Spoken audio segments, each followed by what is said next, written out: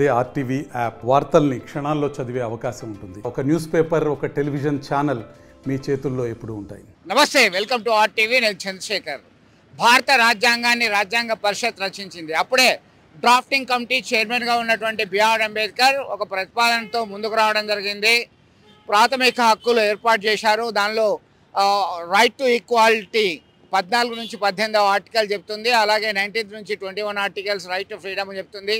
23, 24 articles right to freedom of exploitation, against exploitation చెప్తుంది. 25 to 28 right to freedom of religion చెప్తుంది. 29, 30 articles right to freedom of religious education గురించి చెప్తుంది. విద్యా సాంస్కృతిక పరిరక్షణ హక్కు చెప్తుంది. 30 వరకు కూడా ఇదే చెప్తుంది. 31వ ఆర్టికల్ ఆస్తి హక్కు ఉంది, అది తీసేయడం జరిగింది. 32 భారత రాజ్యాంగంలో ఉన్నటువంటి హక్కులను రక్షించడానికి రాజ్యాంగ పరిరక్షణ హక్కు రైట్ టు కాన్స్టిట్యూషనల్ రెమెడీస్ చెప్తుంది. సరే, ఇవన్నీ ప్రాథమిక హక్కులు పక్కన పెడితే ఈ దేశంలో ఉన్నటువంటి వెనుకబడినటువంటి ఎస్సీలకి, ఎస్టీలకి, బడుగు బలహీన వర్గాలకి, సామాజికంగా వెనుకబడ్డ వాళ్ళకి కొన్ని రిజర్వేషన్లు, విద్యాపరమైనటువంటి అంశాలు, ఉద్యోగపరమైనటువంటి అంశాలు, అలాగే రాజకీయంగా ప్రాతినిధ్యం ఉండడానికి రిజర్వేషన్లు కల్పించడం జరిగింది. ఇప్పటికీ శాసనసభలు అలాగే లోక్సభ లాంటి ఎన్నిక కాబడేటువంటి అంశాల్లో కూడా ఎస్సీ, ఎస్టీలకి రిజర్వేషన్లు ఉన్నాయి. 73, 74వ రాజ్యాంగ సవరణ వచ్చినప్పుడు లోకల్ బాడీస్లో సైతం రిజర్వేషన్లు ఇంప్లిమెంట్ చేయడం జరిగింది. ప్రస్తుతం ఒక చర్చ జరుగుతుంది. తెలంగాణ రాష్ట్ర వ్యాప్తంగా బీసీలకి 42% రిజర్వేషన్లు పెంపొందిస్తూ సభ ఆమోదించడం జరిగింది. అది కాస్త కేంద్రానికి పంపుతాం, పార్లమెంట్ ఆమోదించాలి. ఇది ఇంప్లిమెంట్ కావాలంటే 2/3 మెజారిటీ కావాలి. 30 ఆర్టికల్ సిని క్లాజ్ని మార్చాల్సినటువంటి అవసరం ఉంటుంది. సుప్రీంకోర్టు గైడ్ లైన్స్ ఉన్నది, ఎట్టి పరిస్థితుల్లో రిజర్వేషన్లు 50% మించరాదు అని చెప్పేసి. 16th ఆర్టికల్ క్లాజ్ సి కూడా ఒకటి చెప్తున్నది, కొన్ని సందర్భాలలో ప్రత్యేక పరిస్థితుల్లో మనకి మార్చే అవకాశం ఉంది. తమిళనాడు మార్చింది కాబట్టి 9th షెడ్యూల్లో పెట్టినట్టయితే అది ఇంప్లిమెంట్ చేయొచ్చు అని చెప్పి ఒక వాదన జరుగుతుంది. ఇది సాధ్యాసాధ్యాలు ఎట్లా ఉంటాయి? 42% రిజర్వేషన్ మన తెలంగాణ రాష్ట్రంలో అమలవుతుందా? మరి రిజర్వేషన్ల చిచ్చు దేశవ్యాప్తంగా మొదలవుతుందా? ఎందుకంటే కొన్ని రాష్ట్రాలు ఇప్పటికే ఉత్తరప్రదేశ్, గుజరాత్, మహారాష్ట్ర లాంటి రాష్ట్రాలు శాసనసభలో ఆమోదించి పంపిన నేపథ్యంలో అవి కొట్టుడుపోయినాయి. కేవలం తమిళనాడులో మాత్రమే అమలవుతుంది. మనతో మాట్లాడడానికి కొంతమంది బీసీ నేతలు ఉన్నారు, బీసీ సంఘ నేతలు ఉన్నారు. వారి అభిప్రాయం కూడా తెలుసుకుందాం. ఎందుకంటే ఇప్పటికే ఒక లైన్ తీసుకుంది భారతీయ జనతా పార్టీ. ముస్లింలకి రిజర్వేషన్లు ఎందుకు ఇవ్వాలి, ఇస్తే మేము ఒప్పుకోము, 31%కే ఒప్పుకుంటామంటున్నారు. ఇప్పటికీ 29% అమలు అవుతున్నది. ఏంటి అసలు పరిస్థితి? మీరు ఎట్లా చూస్తారు? రిజర్వేషన్లకు సంబంధించినటువంటి అంశము చాలా పెద్ద ఎత్తున చర్చ జరుగుతుంది. సంవత్సర కాలం నుంచి మేము కసరత్తు చేస్తున్నాము, చాలా శుభదినం అని చెప్పేసి రాష్ట్ర ముఖ్యమంత్రి, ఇతర మంత్రులు, బీసీ సంఘ నేతలందరూ కూడా ఒక కామెంట్ చేస్తున్నటువంటి పరిస్థితి. తెలంగాణ అసెంబ్లీ ఆమోదించింది, మరి అందరం కలిసి జాయింట్గా మనం అక్కడికి వెళ్ళాల్సినటువంటి అవసరం ఉంది అంటారు. ఈరోజు కాంగ్రెస్ ప్రభుత్వం బీసీలకు 42% రిజర్వేషన్లు కల్పించడం స్వాగతిస్తున్నాం. కానీ అందులో ముస్లింలను కలుపుకొని 42% ఇవ్వడం అనేది బీసీలను మళ్ళీ అనగదొక్కడమే తప్ప దానికి ఎలాంటి బీసీలకు లబ్ధి పొందే అవకాశం ఉండదు. గత ప్రభుత్వం కూడా 27% ఉన్న రిజర్వేషన్లను టీఆర్ఎస్ గవర్నమెంటు స్థానిక సంస్థల ఎలక్షన్లో 17%కు దిగజార్చింది. ఇప్పుడు ఈ ప్రభుత్వం ఎలక్షన్ల ముంగట రాహుల్ గాంధీ గారు కామారెడ్డి డిక్లరేషన్లో 42% ఇస్తా ఉన్నారు. అదే 42% ఓన్లీ బీసీలకు మాత్రమే 42% రిజర్వేషన్లు కేటాయించాలని చెప్పి మేము ఈ సందర్భంగా డిమాండ్ చేస్తూ ఉన్నాం. అంటే మీరేమైనా ప్రతిపాదన చేసే అవకాశం ఉందా? ఎందుకంటే రాష్ట్రంలో బీసీ సంఘ నాయకులు ఉన్నారు, బీసీ సంఘానికి ప్రాతినిధ్యం వహించేటువంటి వాళ్ళందరూ కూడా ఏం ఆలోచిస్తున్నారు ముస్లింల రిజర్వేషన్ విషయంలో?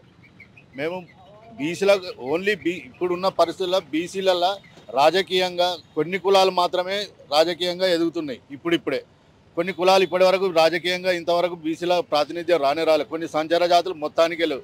కాబట్టి ఆ ముస్లింలను దీనిలో కలపడం వలన బీసీలు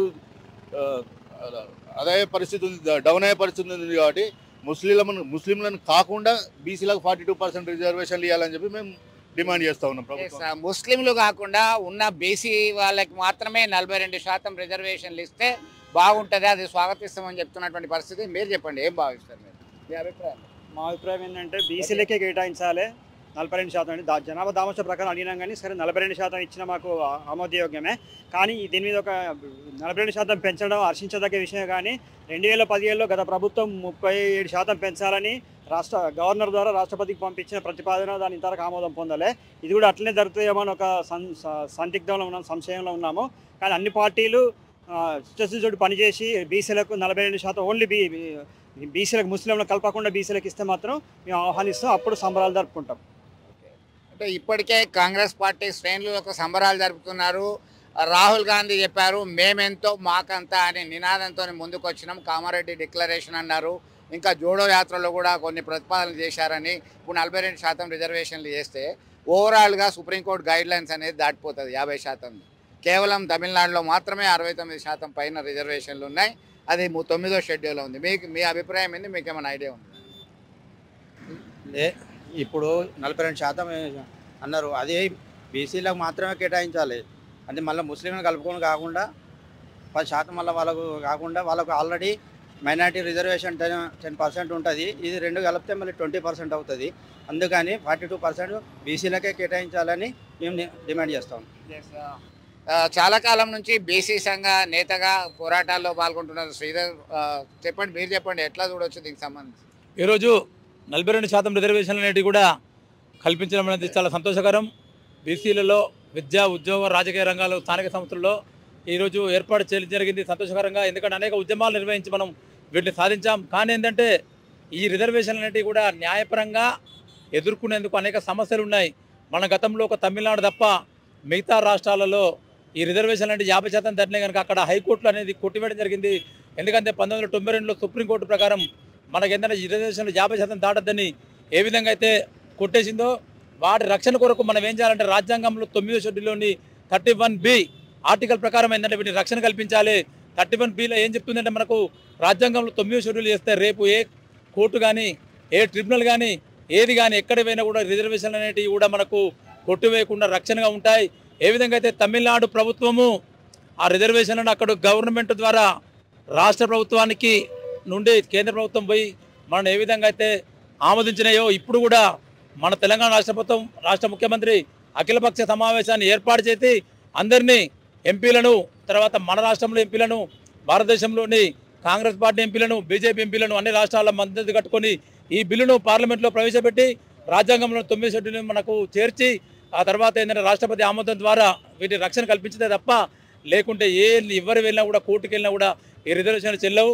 కేవలం ఏంటంటే నా మాత్రంగా ఉంటాయని చెప్పేసి ఈ సందర్భంగా నేను బీసీ ప్రజానిగా చెప్తున్నా. మనందరం కూడా ఉద్యమించి అన్ని రాజకీయ పార్టీలను ఏకం చేసి అందరూ కూడా మద్దతు చేయాలని చెప్పేసి సందర్భంగా నేను ప్రభుత్వాన్ని కోరుతున్నాను. అంటే ఒక్కటి చెప్పండి, ఇప్పటికే ఇది మీరు చెప్పినట్టుగా ఉత్తరప్రదేశ్, గుజరాత్, మహారాష్ట్ర ప్రాంతాల్లో ఒక బిల్లు తీసుకొచ్చే ప్రయత్నం చేసి పెంచాలని అనుకున్నారు. అవన్నీ కూడా తుంగలో దొక్కినట్టు అయిపోయింది. అదే బాటలో ఇది ఉండొద్దంటే ఏం చేస్తే బాగుంటుంది? మీరందరూ ఐక్యంగా ఉద్యమించాలంటున్నారు.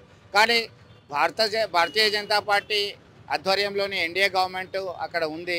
ముస్లింల రిజర్వేషన్కి సంబంధించినటువంటి మాట కూడా వస్తున్నది. కాబట్టి ఏంటంటే ఇక్కడ 42% మనకు ఏదైతే తమిళనాడులో ప్రస్తుతం ఉన్న 50% రిజర్వేషన్లలో 46.5% బీసీలకు ఉండి 3.5% అక్కడ మనకు ప్రత్యేకంగా ముస్లింలకు రిజర్వేషన్లు ఉన్నాయి. అదేవిధంగా ఇక్కడ కూడా ప్రత్యేకంగా బీసీలకు కాకుండా ముస్లింలకు ప్రత్యేక రిజర్వేషన్లు కల్పిస్తే ఎలాంటి ప్రాబ్లం లేదు. వారి కోసం ప్రత్యేకమైన రిజర్వేషన్ కల్పించి ఈ భారతదేశంలో ఉన్న అధికారంలో ఉన్న బీజేపీ పార్టీకి మనం అందరం విన్నపించి, అంటే మనమంటే భారతదేశంలో ఎంపీలు ఈరోజు ఏంటంటే ప్రభుత్వం ఎన్డీఏ ప్రభుత్వం మన ప్రభుత్వం అక్కడ అధికారంలో ఉంది. కాంగ్రెస్ కూడా 100 మంది ఎంపీలు అని చెప్పేసి ఈరోజు రాష్ట్ర మంత్రి వాళ్ళు చెప్పారు. కాబట్టి ఏంటంటే అన్ని బీసీ సంఘాలు, అన్ని పార్టీలు మన తెలంగాణ రాష్ట్రంలో అందరూ కూడా వెళ్ళి వాళ్ళ మీద ఒత్తిడి తెస్తేనే మనకు ఈ రిజర్వేషన్ అనేవి నిలకడగా ఉండి ఎలాంటి కోర్టు కేసులు లేకుండా మనకు రిజర్వేషన్ యథావిధంగా అమలయ్యే అవకాశం ఉందని చెప్పి ఈ సందర్భంగా తెలియజేస్తున్నాను. మొత్తం మీద కలిసికట్టుగా చిత్తశుద్ధితో అమలు చేసినప్పుడు మాత్రమే ఇది అమలయ్యేటువంటి అవకాశం ఉంది. లేదంటే కొట్టుడుపోతుంది. సుప్రీంకోర్టు గైడ్లైన్స్ ఉన్నది. ఇప్పటికే ఒక తీర్మానం చేయడం జరిగింది, తీర్పు ఇవ్వడం జరిగింది. మోర్ దెన్ 50% ఉండొద్దు అని చెప్పారు. మీరు ఎట్లా చూస్తారు దీనికి సంబంధించి? కొంచెం నిజంగా లోతుగా ఆలోచిస్తే బీసీల మీద ఇది ఒక దాడి జరుగుతుంది అనిపిస్తుంది. సనాతన ధర్మం నుంచి వస్తున్న బీసీలను కుల వృత్తులతోని కుల దేవతలుగా భావిస్తున్న బీసీలందరికీ, ప్రతి ఒక్క బీసీకి ఒక కులం ఉన్నది, వాళ్ళకు కుల దేవతలు ఉన్నారు, కుల వృత్తుల పనిముట్లు ఉన్నాయి. ఆ పనిముట్లనే దేవుళ్ళుగా భావించి వాళ్ళు ప్రతి ఒక్క కులస్తులు వాళ్ళు పూజలు చేసుకొని ఈ కులంలో మతాలను కలపడం అనేది మనకు కరెక్ట్ అయితే లేదు. ఇది రాను పోను ఈ కులాల మధ్యలో చిచ్చు పెట్టే రకంగా, మతాల మధ్యలో చిచ్చు పెట్టే రకంగా ఇది అవుతుందేమో అనేది భయం వేస్తుంది. ఎక్కడ ఉన్న రిజర్వేషన్ అట్లే ఉంచి వాళ్ళ మైనారిటీలు ఎవరైతే ఉన్నారో వాళ్ళకు ప్రత్యేక నిధులు కేటాయించుకొని వాళ్ళకు ప్రత్యేక రిజర్వేషన్లు పెట్టుకొని మనకు అవసరం లేదు. బీసీలను, ముస్లింలను, మైనారిటీలను కలపడం అనేది కరెక్ట్ కాదు. దీన్ని మేము పెద్ద ఎత్తున దీన్ని ఖండిస్తున్నాము. దీన్ని కావాల్సిన దీనికి మేము ఉద్యమిస్తామని ఆలోచిస్తున్నాం. ప్రజాస్వామ్యం అంటేనే భిన్నమైనటువంటి వాదనలు, భిన్నమైనటువంటి ఆలోచనలతో ముందుకొచ్చేటువంటి పరిస్థితి కనబడుతుంది. మొత్తం మీద కొంతమంది సమిష్టిగా పోరాటం చేద్దాం, మనకు రావాల్సినటువంటి వాటాను దక్కించుకుందాం, 42% ఉండాల్సిందే అని చెప్పి ప్రభుత్వం తరపున పెద్దలు చెప్తున్నటువంటి పరిస్థితి ఉంటే, మరికొంతమంది మాత్రం ముఖ్యంగా భారతీయ జనతా పార్టీకి సంబంధించినటువంటి నేతలు మాత్రం మరి ముస్లింలకి, మైనార్టీ ముస్లింలకి 10% పెంచడం ఏంటి, వాళ్ళకి రిజర్వేషన్లు ఇవ్వడం ఏంటి, ఆల్రెడీ మైనార్టీ రిజర్వేషన్స్ ఉన్నాయి అనేది ఒక వాదన. రెండవ అంశము 9వ షెడ్యూల్లో చేస్తేనే ఇది నిలకడగా అమలయ్యే అవకాశం ఉంది. 2/3 వంతు మెజార్టీతోనే పార్లమెంట్లో ఆమోదం పొందుతుందా లేదంటే ఐక్య ఉద్యమాలు తప్పు అని చెప్పి బీసీ సంఘ నేతలు దీన్ని కొన్ని సంస్కరణలు తీసుకొచ్చి అమలు చేస్తే బాగుంటుంది. కేవలం ఈ దేశంలో తమిళనాడు రాష్ట్రం మాత్రమే మోర్ దెన్ 50% అంటే 69% రిజర్వేషన్లు అమలు చేస్తున్నటువంటి పరిస్థితి అయితే మనం గుర్తించాల్సినటువంటి అవసరం ఎంతైనా ఉంది. వీడియో జర్నలిస్ట్ సుమంత్తో కలిసి చంద్రశేఖర్, RTV, కరీంనగర్ నుండి. మరిన్ని వీడియోస్ కోసం ఛానల్ ని సబ్స్క్రైబ్ చేయండి. లేటెస్ట్ అప్డేట్స్ కోసం వాట్సాప్ ఛానల్ ని ఫాలో అవ్వండి. ఆ లింక్ డిస్క్రిప్షన్ లో ఉంది.